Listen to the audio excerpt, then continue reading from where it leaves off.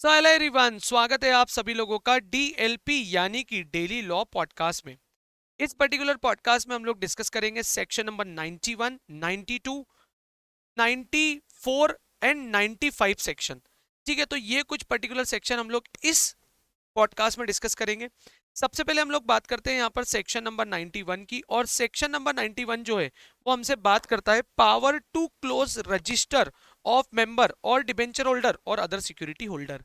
Sir company, सबसे पहला सवाल यही उठता है सेक्शन नंबर 91 में कि मालिक कंपनी यहाँ पर ये रजिस्टर क्लोज करेगी ही क्यों।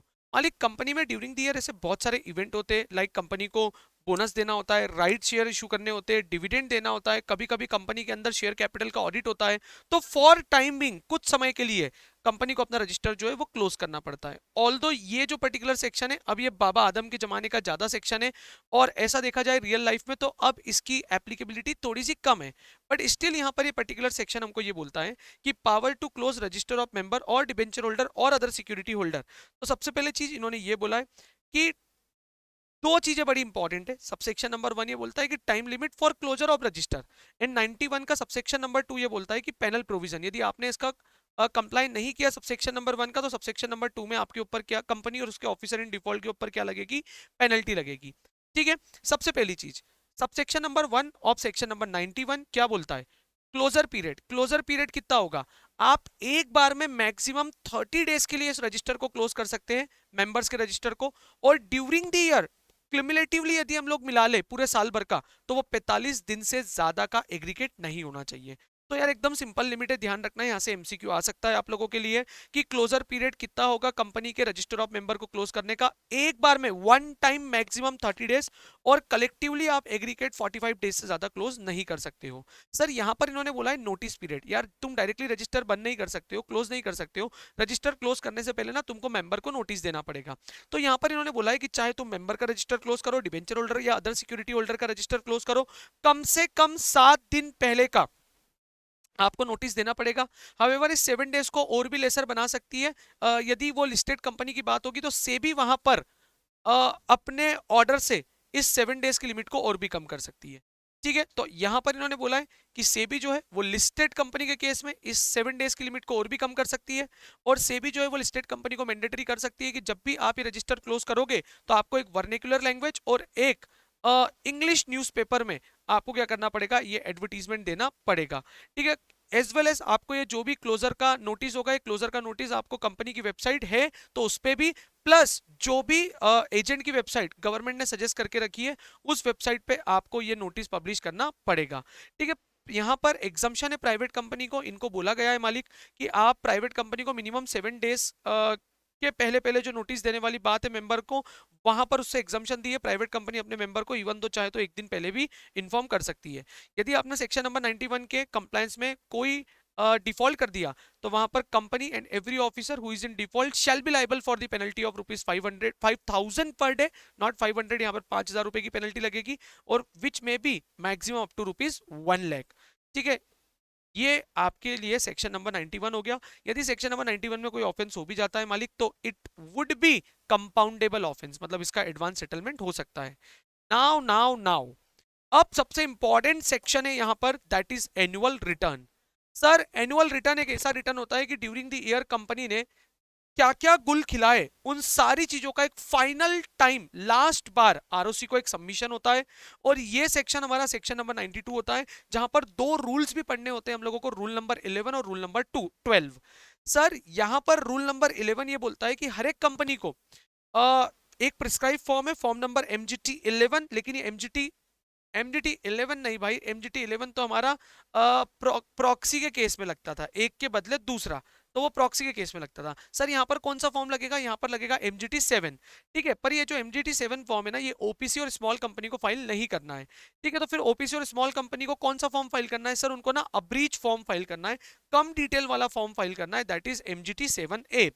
ठीक है, तो यहाँ पर इन्होंने बता दिया है कुछ कुछ प्रोविजन है जो हमको ध्यान रखना है। Section number 92 red with rule number 11 और 12 में यहाँ पर इन्होंने बोला है सबसे पहले कंटेंट ऑफ एनुअल रिटर्न क्या होगा, वो 10 टाइप के पॉइंट्स है जो मैंने आपको क्लास में बताए थे। फॉर्म कौन सा जाएगा, यदि अदर देन ओपीसी और स्मॉल कंपनी है तो एमजीटी 7 जाएगा, ओपीसी और स्मॉल कंपनी के केस में 7A जाएगा। साइन कौन करेगा ये हमें देखना है, यहाँ पर ये एक इंपॉर्टेंट मैटर है। Certification of by company secretary in practice if it is required, यहाँ पर एमजीटी 8 में उसका सर्टिफिकेट लेना पड़ता है। कंप्लायंस सर्टिफिकेट बोलते हैं, लिस्टेड कंपनी के लिए मैंडेटरी होता है। और ऐसी अनलिस्टेड पब्लिक कंपनी जिसकी paid up share capital 10 crore रुपए या उससे ज्यादा, या फिर उसका टर्नओवर 50 करोड़ रुपए या उससे ज्यादा है, तो मालिक वहां पर कंपनी सेक्रेटरी का एक सर्टिफिकेशन लेना पड़ेगा, जहां पर वो कंपनी सेक्रेटरी ये डिक्लेयर करके देगा कि कंपनी ने ड्यूरिंग द ईयर जितने भी लॉ एप्लीकेबल होते थे उन सबका यहाँ पर प्रॉपर कंप्लायंस किया और किसी का भी नॉन कंप्लायंस यहाँ पर नहीं किया है मालिक। उसके बाद यदि मैं बात करूं तो कंपनी के जो भी एनुअल रिटर्न होते हैं, एनुअल रिटर्न प्लेस करना होते हैं कंपनी को अपनी वेबसाइट पर। ठीक है, फिर फाइलिंग विद आरओसी, सर कितने डेज में ये एनुअल रिटर्न फाइल करना है, within 60 days from the date of AGM. ये डेट बहुत तरीके से ध्यान रखना है आपको कि जो भी कंपनी की एनुअल जनरल मीटिंग की जो डेट थी वहां से 60 डेज के अंदर अंदर तुम्हें क्या करना पड़ेगा, ये एनुअल रिटर्न जो है वो फाइल करने पड़ेंगे। चलो अब इस सेक्शन को हम लोग फाइनल टचअप देते हैं, फाइनल क्लोजर देते हैं। सबसे पहले annual return shall be filed with ROC with in 60 days from the date of AGM. In case no AGM is held within 60 days, तो मालिक फिर जो लास्ट डेट थी जिस डेट पर आपकी AGM हो जानी चाहिए थी वहां से 60 दिनों के अंदर अंदर आपको क्या करना पड़ेगा, एनुअल रिटर्न फाइल करना पड़ेगा। सर कंटेंट क्या होते हैं एनुअल रिटर्न के, वो 10 पॉइंट मैंने आपको वहां पर बताए थे और वहां पर लिख भी दिया था, सुबह दोपहर शाम आपको ये पॉइंट याद करना है बिकॉज ये बहुत बहुत बहुत इंपॉर्टेंट पॉइंट है। तो वो 10 की 10 पॉइंट आपको मॉड्यूल से रीड करने पड़ेंगे, क्योंकि यदि मैं ये पॉडकास्ट में बोल भी दूंगा तो ये बहुत शॉर्ट और जल्दीबाजी में होंगे। इस पॉडकास्ट को सुनते सुनते वो 10 पॉइंट फटाफट से पढ़ लेना, क्या पता आपके एग्जाम में ये 10 पॉइंट में एज इट इज क्वेश्चन बन के आ जाए। उसके बाद में यहाँ पर इन्होंने बोला है particulars of annual return MGT 7 है except OPC and small company. इनके लिए अभी 2020-21 से आ गया था कि इनको 7A जो है वो फाइल करना पड़ेगा। सर सबसे इंपॉर्टेंट बात जो कि एमसीक्यू में आ सकती है कि एनुअल रिटर्न को साइन कौन करेगा, तो कंपनी का डायरेक्टर प्लस कंपनी सेक्रेटरी, और यदि कंपनी में कंपनी सेक्रेटरी नहीं है तो जो भी बाहर वाला कंपनी सेक्रेटरी इन प्रैक्टिस है हमको उसके सिग्नेचर इसके ऊपर करवाने पड़ेंगे। सर यदि ओपीसी है या स्मॉल कंपनी है या स्टार्टअप कंपनी है तो वहां पर केवल और केवल यदि उनका इनहाउस सीएस है, ठीक है, एम्प्लॉयमेंट में यदि सीएस है तो वो साइन कर देगा, और यदि एम्प्लॉयमेंट में सीएस नहीं है तो बाहर वाले प्रैक्टिसिंग कंपनी सेक्रेटरी से साइन करवाने की जरूरत नहीं है, तो उस केस में केवल और केवल उनके डायरेक्टर के सिग्नेचर से काम चल जाएगा। सर उसके बाद में अपन लोगों ने बात करी थी certification of annual return in form number MGT 8, तो यहां पर इन्होंने बोला है following companies need to certify their annual returns form from CS in practice, company secretary in practice, listed company mandatory, company having paid up share capital 10 crore rupees और more, या फिर उसका टर्नओवर कितना है 50 करोड़ रुपए या उससे ज्यादा है। ठीक है, और जो भी एनुअल रिटर्न होगा वो कंपनी की वेबसाइट पे प्लेस करना है, और जो भी वेबसाइट का लिंक है उसको बोर्ड रिपोर्ट में सबसे पहला ही पॉइंट होता था 134 सबसेक्शन 3 का क्लॉज ए ही होता था, जहां पर इन्होंने बोला था कि आपको वेबसाइट का लिंक देना पड़ेगा जहां पर आपने कंपनी के एनुअल रिटर्न को क्या किया है मालिक, पब्लिश किया हुआ है। ठीक है, उसके बाद हम लोग बात करते हैं अगले सेक्शन की, ये सेक्शन नंबर 92 मेरा यहाँ पर खत्म होता है। अगला सेक्शन जो था वो सेक्शन नंबर 94 था। सर आप पूछोगे सेक्शन नंबर 93 का है, तो मालिक सेक्शन नंबर 93 जो है वो ओमिटेड है। सेक्शन नंबर 94 ये बोलता है place of keeping register and return, तो मालिक इसका एकदम सिंपल आंसर है लाइक सेक्शन नंबर 128 कि कंपनी का रजिस्टर्ड ऑफिस ही सबसे बेस्ट प्लेस होता है किसी भी चीज को रखने के लिए। लेकिन मालिक अभी यदि कोई बोल रहा है कि हमको रजिस्टर्ड ऑफिस के अलावा हमारे सेक्शन नंबर 88 में मेंटेन किए गए रजिस्टर और सेक्शन नंबर 92 में फाइल किया गया एनुअल रिटर्न यदि हमको किसी और प्लेस पर रखना है तो क्या हम लोग रख सकते हैं क्या, तो मालिक ये जो डिस्क्रिशनरी पावर होगा ये डिस्क्रिशनरी पावर होगा कंपनी के बोर्ड ऑफ डायरेक्टर का, पर सब्जेक्ट टू कंडीशन वो जिस भी अदर प्लेस पर ये रजिस्टर और रिटर्न रखना चाहेंगे वहां पर कम से कम 1/10 ऑफ द मेंबर रिसाइड करने चाहिए कंपनी के, पहली चीज। और दूसरी चीज इसके लिए आपको क्या करना पड़ेगा, स्पेशल रेजोल्यूशन जो है वो पास करना पड़ेगा। ठीक है, जब तक स्पेशल रेजोल्यूशन पास नहीं होगा या 1/10 ऑफ द मेंबर, ये दोनों कंडीशन फुलफिल नहीं होगी, तब तक आप किसी अदर प्लेस पर कंपनी के रजिस्टर को रख नहीं सकते हो। सर क्या ये रजिस्टर को रिटर्न को कोई इंस्पेक्ट कर सकता है क्या, obviously it shall be open for inspection by, कौन इंस्पेक्ट करेगा इसको, मेंबर इंस्पेक्ट कर सकते हैं, डिबेंचर होल्डर इंस्पेक्ट कर सकते हैं, सिक्योरिटी होल्डर इंस्पेक्ट कर सकते हैं, बेनिफिशियल ऑनर इंस्पेक्ट कर सकते हैं, कब, during the business hours. And now it is the responsibility of the company की कम से कम इनको per day during the business hours 2 hours के लिए इसको ओपन करना पड़ेगा। सर इनके लिए जो भी इंस्पेक्शन होगा ना ये विदाउट चार्जेस होगा, इनसे किसी भी तरीके का कोई भी चार्ज नहीं लिया जाएगा। लेकिन इनके अलावा यदि कोई और पर्सन इसको इंस्पेक्ट करना चाहता है तो उनको पेमेंट ऑफ फीस करनी पड़ेगी, और वो भी मैक्सिमम 50 रुपए पर इंस्पेक्शन से ज्यादा नहीं हो सकती, ये बात हमको यहाँ पर ध्यान रखना पड़ेगा।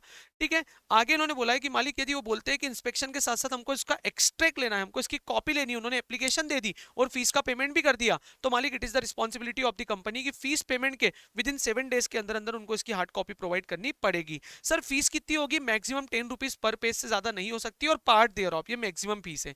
ठीक है, following information is not available for inspection और फॉर टेकिंग एक्सट्रैक्ट और copy, that is about the किसी भी मेंबर का एड्रेस या किसी भी पर्सन का address, email ID, unique identity number और पेन नंबर जो है वो आपको जनरली यहाँ पर कॉपी में नहीं दिया जाएगा, किसी भी मेंबर का ये प्रोवाइड नहीं किया जाएगा। Sir time period for preservation, कितने समय के लिए आप ये रजिस्टर और रिटर्न्स को प्रिजर्व करोगे? तो मालिक बोला गया है register of member preserve permanently, register of debenture holder और other security holder preserve for 8 years from the date of redemption, annual return shall be preserve for 8 years from the date of filing with the registrar, foreign register also preserve permanently यदि member का register है तो, और यदि foreign register debenture holder या other security holder का register है तो आपको उसको प्रिजर्व करके रखना पड़ेगा 8 years from the date of the redemption. तो यहाँ पर आपको ये बात ध्यान रखना है। सर उसके बाद में नेक्स्ट सेक्शन आता है सेक्शन नंबर 95 और ये एंटायर कंपनीज एक्ट का, ठीक है, एंटायर कंपनीज एक्ट का, ठीक है मालिक, ये एंटायर कंपनीज एक्ट 2013 का, ये सबसे छोटा और आप लोगों का सबसे फेवरेट सेक्शन है। आप लोग ऐसा सोचते हो पढ़ते पढ़ते काश पूरा कंपनी लॉ ही ऐसा होता तो हमारे लिए सोने पे सुहागा हो जाता।